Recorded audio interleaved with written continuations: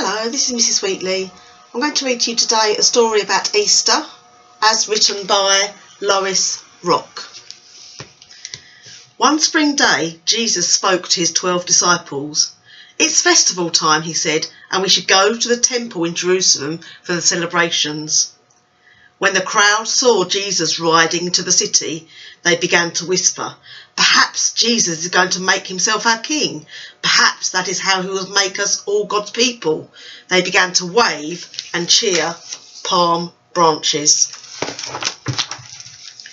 But Jesus did not say anything about being a king. He simply went to the temple.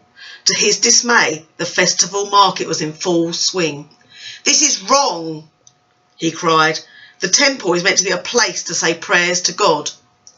All at once, he sent the tables clattering and the people scattering. In the quiet, dark corners, the priests gathered and scowled. "Troublemaker," they whispered. "We must get rid of him." Jesus paid them no attention.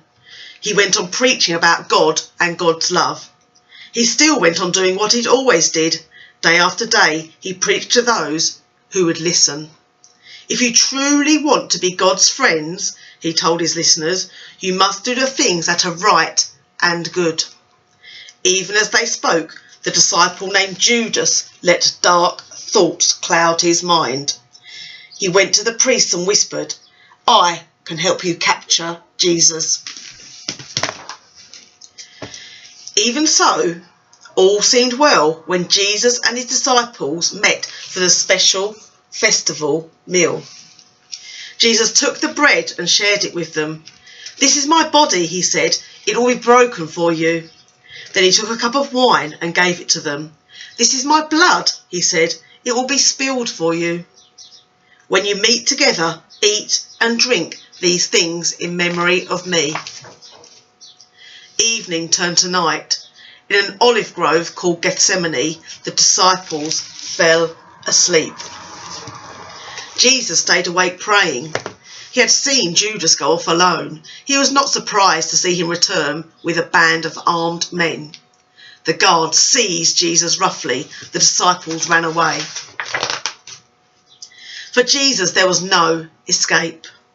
All through the night, the priests put together the story they wanted to tell. In the morning, they marched Jesus to the governor, Pontius Pilate. "This man claims to be a king," they told Pilate. "He's a threat to law and order. You must have him put to death." What they said was not true, but they got their way. Pilate gave the order to the army, "Take this Jesus and have him crucified." The soldiers hustled Jesus out of the city. They nailed him to the cross as if he were a criminal. As the crowd cheered, Jesus said a prayer. "Forgive them, Father God. They do not know what they are doing." As the sun sank low, some of Jesus' friends came to take the body down. They carried it to a tombstone. "There's no time for funeral customs," wept the women. "It's nearly sunset when the holy day of rest begins." Hurriedly, they rolled the stone door shut and went away. Very early on Sunday morning, the women came back. They gasped in dismay. The tomb was open. Jesus' body had gone. As they stood there crying, 2 angels appeared. "Why are you looking among the dead?" asked the angels. "Jesus is alive." Well, I hope you enjoyed the story about how Easter happened all those years ago.